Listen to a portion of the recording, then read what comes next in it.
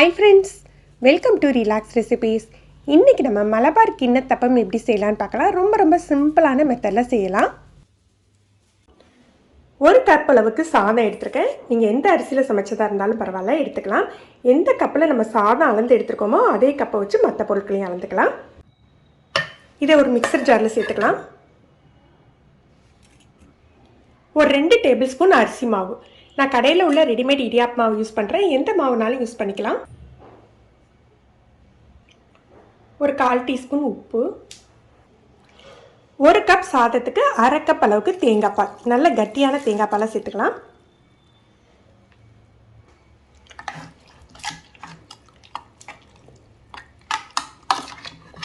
இதை மிக்ஸ் பண்ணி விட்டுட்டு நைஸாக அரைச்சி எடுத்துக்கலாம்.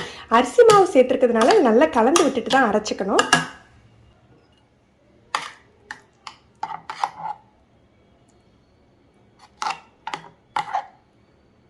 நல்ல மெத்துன்னு க்ரீமியாக அரைப்பட்டிருக்கு.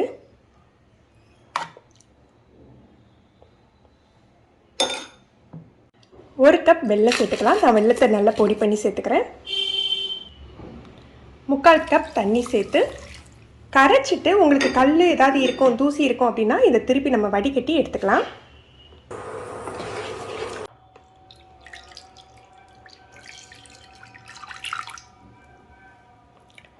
அடுப்பை அணைச்சி வச்சுட்டேன். அடுப்பை ஆஃப் பண்ணிவிட்டு வெள்ளை தண்ணியில் நமக்கு அரைச்சி வச்சுருக்க மாவை மிக்ஸ் பண்ண பிறகு தான் அடுப்பை ஏற்றிக்கணும்.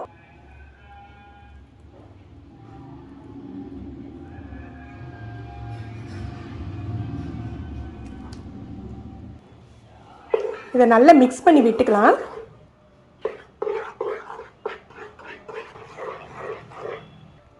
இதில் ஒரு 1/4 டீஸ்பூன் ஏலக்காய் தூளையும் சேர்த்து கலந்துக்கலாம்.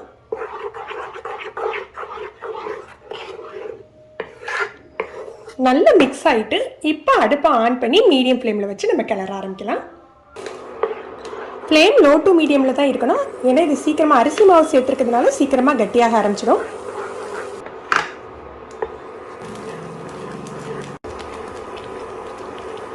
ஒரு 7 நிமிஷம் தான் ஆயிருக்கு, கட்டியாக ஆரம்பிச்சிருச்சு. ஒரு 20 நிமிஷத்துக்குள்ளேயே கிண்ணத்தப்பம் ரெடி ஆகிடும்.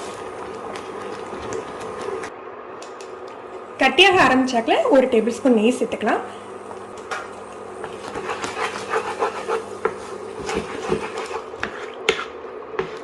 மொத்தத்திலே இதுக்கு 3 டேபிள் ஸ்பூன் நெய் போதும். ஒரு டேபிள் ஸ்பூன் விட்டு ஒரு 2 நிமிஷம் கழிச்சு அடுத்த டேபிள் ஸ்பூன் விட்டுக்கலாம்.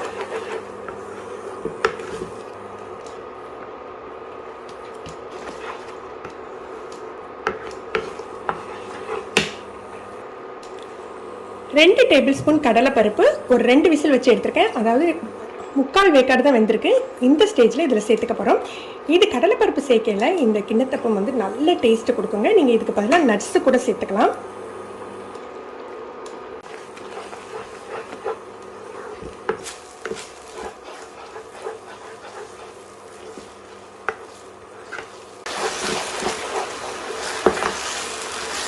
ஒட்டாமல் நல்லா சுருண்டு வர ஆரம்பிச்சிட்டு இந்த ஸ்டேஜில் நெய் தடவின பாத்திரம் அல்லது பிளேட்டுக்கு நம்ம மாற்றிக்கலாம்.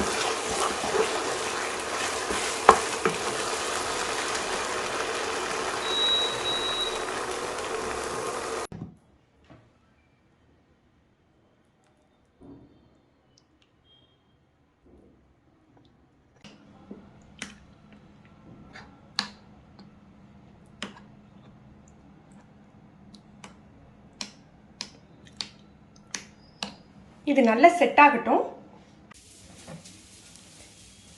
நல்லா ஆறிடுச்சு.